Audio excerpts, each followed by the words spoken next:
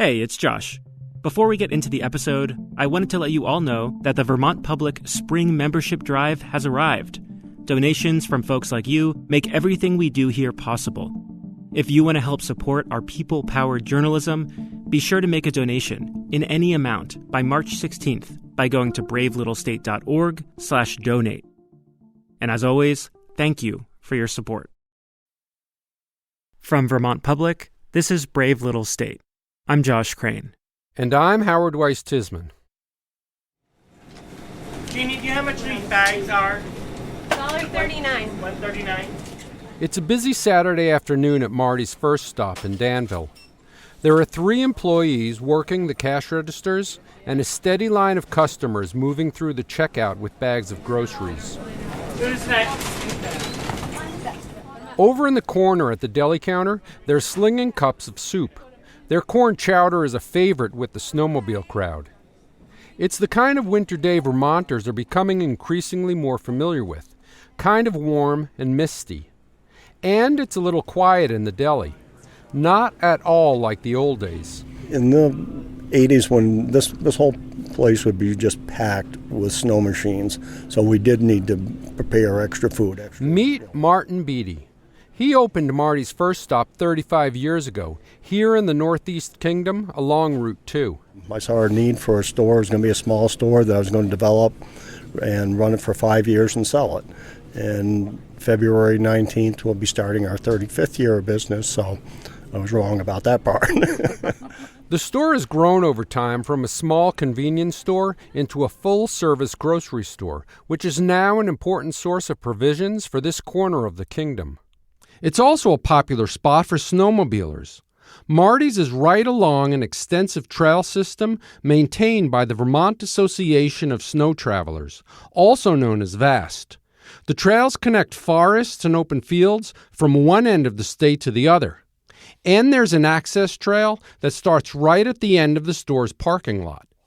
Marty's keeps the area plowed out so riders can park their trailers for the day. And also from here you can head north and work your way all the way up to Island Pond, to Newport, to different areas. So we were just kind of central and ended up being as one of the, we'll meet at Marty's and go from there. And it all evolved together. So, they need fuel, they need food, and go out and enjoy Vermont. Marty's has it all. Gas, hot soup, a place to park, even covered picnic tables for the snowmobilers to sit down and enjoy their hot food. But what Marty can't control is the weather. And he says as Vermont's winters have been getting warmer, there are simply fewer days to fire up the snowmobile and hit the trail. And that means he's selling a lot less corn chowder than he did back in the day. Yeah, it's pretty mild out right now compared to January's back in the 90s. And the amount of snow that there is for them to ride on is a lot less and seems to start a little bit later and end a little bit sooner. So it's taken a toll on the number of people participating in the sport.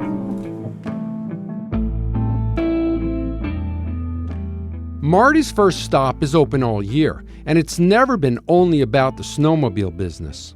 But he says back when we had reliable snow, business from the snowmobiles, or snow machines as Marty calls them, made it easier to bridge the gap between the busy leaf peeping season and the warmer weather. So if we had a good snow machine weekend and they support us well, it was a real bonus.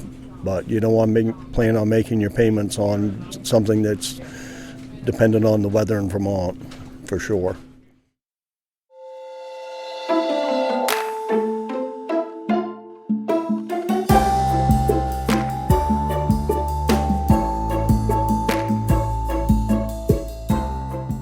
Welcome to Brave Little State, Vermont Public's listener-powered journalism show. Each episode starts with a question about Vermont that's been asked and voted on by you, our audience. Today, a question from a listener in Danville. What is the impact of the VAST Trail on Vermont's economy? Reporter Howard Weiss-Tisman digs into the world of snowmobiling, the second largest contributor to Vermont's winter economy. We don't live in a ski area town where we had this influx of finances coming in. And he looks into what the future holds for a sport so dependent on reliable weather conditions. If we continue to have less and less snow, the sport will probably, go away. We're a proud member of the NPR Network. Welcome.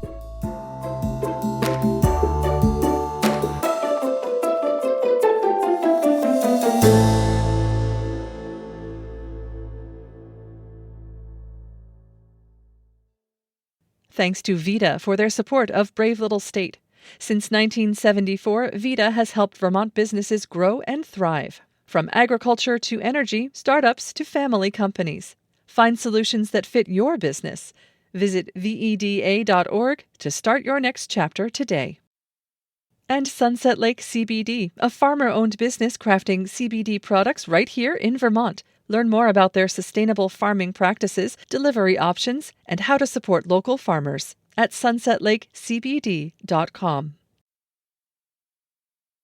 Are we going to be going through snow? I have boots. Should I put my boots on? It's pretty flat. It'll be Flat, like the yeah? road, yeah. Okay. Yeah. Okay. Today's winning question asker is Barb Huibregtse. She's relatively new to Vermont, but her interest in snowmobiling goes back more than a decade. So I used to come up here from Massachusetts when my kids were growing up, and we'd ski at Sugar Bush or whatever, but you'd see all these trailers, and I thought... Snowmobile trailers with Connecticut and Massachusetts plates. Barb had never been on a snowmobile, but she wondered what the deal was. Because you see in the paper articles about the ski resorts, right, and how much influence that has on the economy. But I feel like this is people don't really think about the vast trail and what that contributes to Vermont. VAST. Again, that's the Vermont Association of Snow Travelers. They have more than 20,000 members, and the group builds and maintains more than 6,000 miles of trails. Vermont is one of the only states in the nation that has a nonprofit group overseeing its snowmobile trail system. In most other states, it's the Department of Forest and Parks or the Department of Natural Resources that keep the trails open. And in Vermont, all of the trail work is done by volunteers. But it's not only volunteers that make the whole Vermont snowmobile culture hum. 80% of vast trails are on private land, and there are more than 9,000 landowners who allow the riders to use their land. In the warmer months, they allow crews with chainsaws and ATVs to clear out downed trees. When Barb and her family moved to Danville 7 years ago, she became one of those landowners. So tell me where we are. This is your land up here? Yeah. How much land do you guys got? About 200 acres. Uh-huh. And we bought that, 2017? Yeah. So we closed on the house. And then it turned out there was a vast trail on it. So Barb has about a half mile of trail on her land, and she's cool with it. She walks her dog along the trails and steps out of the way when the machines come by. Such a personal connection to the trail network has only made her more curious. I mean, some of it is, you just go to like Marty's and you see all of those machines there. And when you look at the paper now, they're talking about the effect of climate change, always on the ski resorts. But I didn't see anything about the snow machine trails. And I thought I'd put that out there. Barb wants to know more about the impact of the vast trail on the Vermont economy. So I traveled to the organization's headquarters to talk with the director. My name is Cindy Locke. I'm the executive director of the Vermont Association of Snow Travelers, or better known as VAST. Cindy's office is located at the end of Vast Lane in Berlin. It's a small, low-slung building with snowmobiles and trailers out back. Cindy says the last time VAST did an economic impact study was 2001. That study estimated that snowmobilers that year spent about $511 million on gas, food, lodging, and snowmobiles, including parts and service. That figure also includes vehicle registration and VAST membership fees, which go right back into the organization. But a lot has changed since that study was done more than 20 years ago. VAST is selling about half the number of annual trail passes it did back then. And the number of snowmobiles registered in Vermont is also down by about half, according to the Agency of Transportation. So the cost of things like insurance, snow grooming machines, and gas is going up. And the amount of money that VAST takes in is melting away.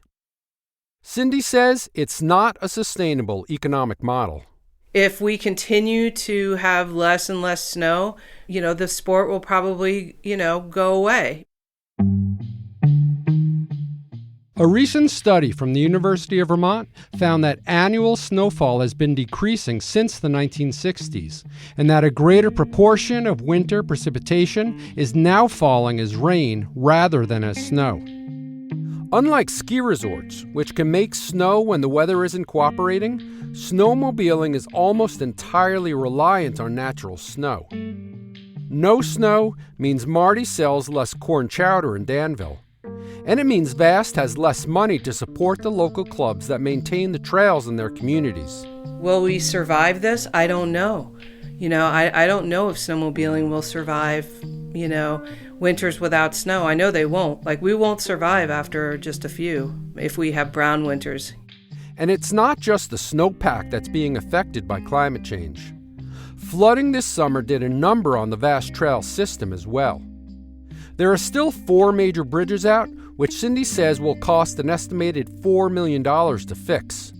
She says at this point it isn't at all clear how they're going to cover the costs. Do snowmobiles, are they combustion engines? Are they a part of the problem? Sure.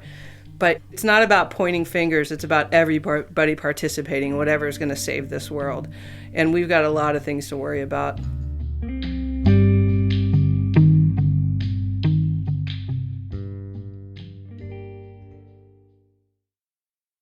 But if you were charting all of this economic data on a spreadsheet, there is an X factor that doesn't show up in the organization's annual budget.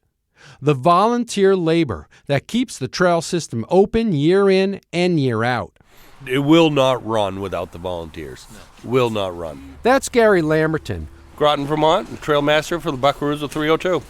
The Buckaroos of 302 is just one of the 120 snowmobile clubs that take care of the trails from the Massachusetts state line all the way up to the Canadian border. Along with the Buckaroos, you've got the Lunenburg Polar Bears, the Frigid Frost Fighters, the Pittsford Snowmads, and the Snowbees of Barrie. Gary says the Buckaroos of 302 have about 50 folks in Groton, Peacham, and Cabot who come out in the fall to get their 60 miles of trails ready for the season. And then we go out October 1st, and we go out every weekend, one day of the weekend, with a crew of 10 to 20 people. And it's all handwork with chainsaws and brush cutters and people hauling brush out in the woods, occasionally redecking a bridge or putting a new bridge in.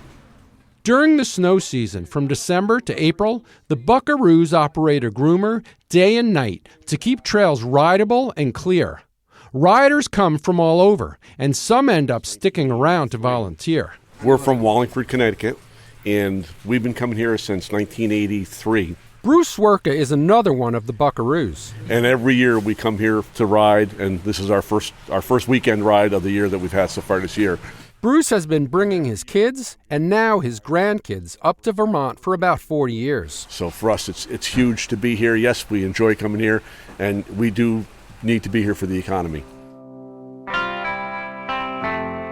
One part of the snowmobile economy that's taken a hit is the touring sector.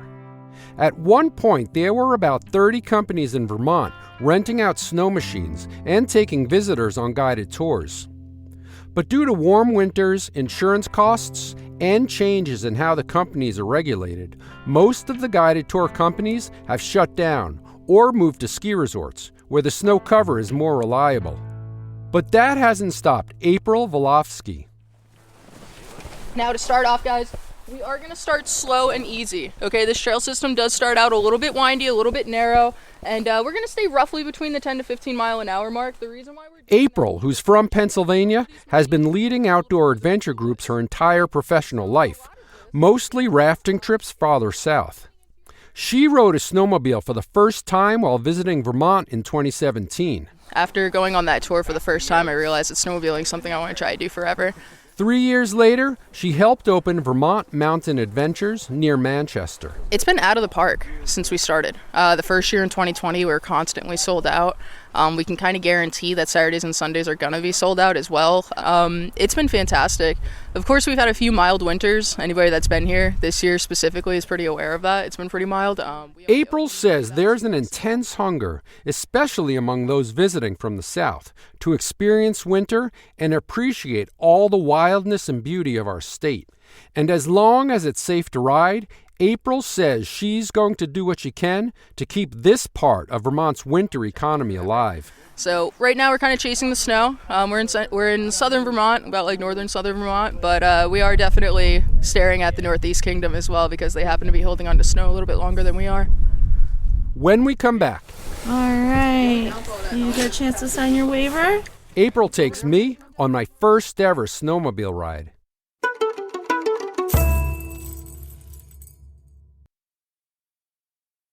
Welcome back to Brave Little State. I'm Howard Weiss-Tisman. So this is the part of this episode where I admit that I had never driven a snowmobile before working on the story. Guys, real quick show of hands. How many of you have never done this before? Everybody, huh? Yeah. It's our first time too. It's okay. We'll figure this out together. No, guys. All right. So that is until I visit April Volosky at Vermont Mountain Adventures. All right, Howard, you're going to be right here. Okay. So when you're using this, you got to make sure this is in the up position. When you go to use this key, it's just a quick flick to the right. You ready? Yeah. Now, the next thing you need to know. April started her business specifically to explore the Vermont backcountry. For a few hours, we cruised through the Green Mountain National Forest, past iced-over trees and wild lands. Even in this snow-starved winter, the trails are in pretty good shape at this high elevation. I'm having a blast. And so is Edwin Romero from Elizabeth, New Jersey, who's on the tour with me, also riding for the first time. Yeah. And tell me, you're going to bring your kids back? Absolutely. Edwin is exactly the kind of guy our question asker Barb is wondering about. He came up from Jersey with 2 friends, rented an Airbnb, ate at some restaurants, and did some shopping. And if winter holds on, Edwin tells me that he wants to come back with the rest of his family. How many kids you got? Two girls. Uh-huh. Nice experience, highly recommended, like a lot of fun. Have they ever been on motorcycles, Never, jet skis, or never. anything like that? Either as me, like first time. Is that right? Yep. So tell me a little more. What do you love about it? Why do you want to bring them back? I made the experience, and the views, everything. It's like something different, something like we have like being like seeing in Jersey like for a long time. So it's a nice experience. Nice, very nice.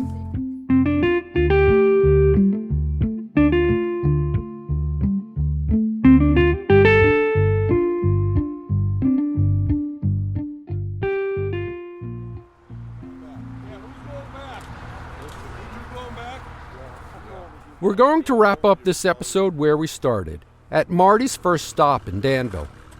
I catch Robert Reed sitting outside finishing lunch. Robert says he's been snowmobiling in Vermont since the 1970s. We don't live in a ski area town where we have this influx of, finances coming in. We live in rural Northeast Kingdom. We don't have the stoves. We don't have the sugar bushes. This is small towns with snowmobilers and four-wheelers and fishermen and hunters. That's the income. Inside the store, Martin Beatty tells me that a lot has changed in the kingdom since he opened up 35 years ago. We've had to change with the times and change the quality of what we're doing, and number 10 cans of peas don't mean anything to anymore, but they're looking for organic frozen peas. So you have to change with the time, and this is part of the change we're making now, is what my mother wanted was 50-pound bags of flour and sugar because she did all her home baking and everything that. And what I cooked was a lot of big block hams and turkeys. And now it's a new generation where they're making tacos and and different things. So it's good. Things change. Marty's 70 now, and he's ready to retire. His daughter-in-law, Lindsay, is taking over the store.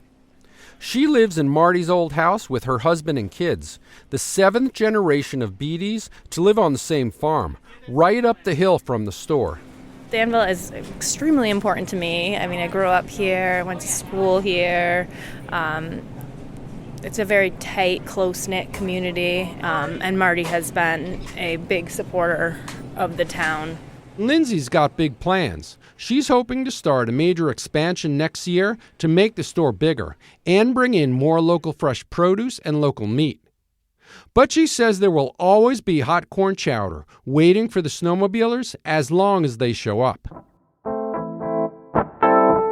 We love having the snowmobilers here in the winter. We make sure that the parking lot's clear so that there's room for trailers. We always have hot soups and other lunch specials for the snowmobilers to come in and grab and go and get warm. And so it is important to our business to have the snowmobilers here, and we like to accommodate as much as we can for them.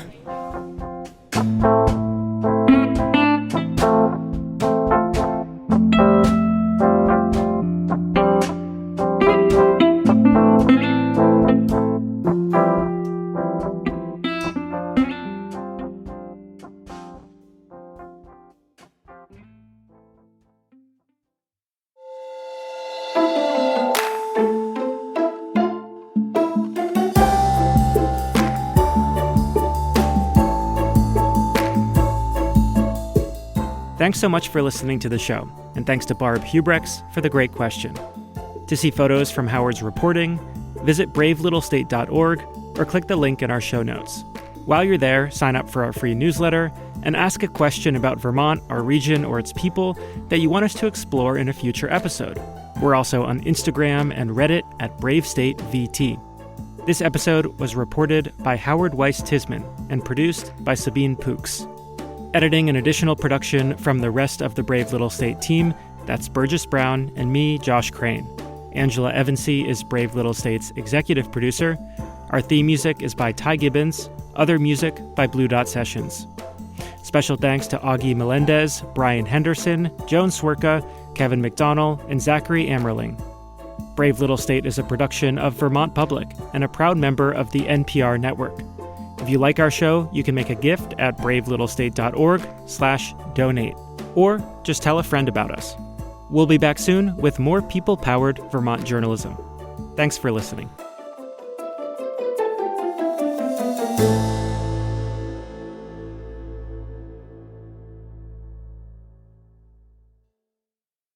At a time when information continues to come at us faster and faster, sometimes you need to hit pause and rewind. NPR's Throughline takes you back in time to the source of the news stories filling your feed. Find NPR's Throughline wherever you get your podcasts.